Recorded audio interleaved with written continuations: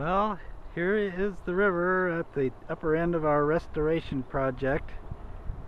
Looks like it's going to crest today and come back down, but you can see the riprap up on this end is slowing the water down nicely. A few willows coming up through the riprap there. And then you can see the willows on the place where we planted them. They're all pretty much underwater at this point, but they are getting some leaves on them. And you can see our bank and on down to the other end of the project. Looks like Kathleen down there checking things out as well.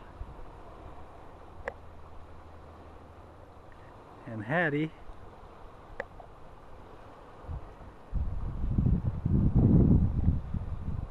Trying out the new video camera here.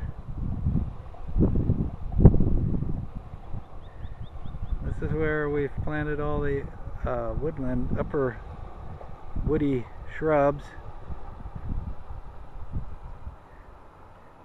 That's where my irrigation system is set up. And there's the Nataro home. There's my pickup, and I'm laying out for a pergola that I bought, and I'm going to put up down here for a shade structure. There is Casey's tree, and there is the bed and breakfast.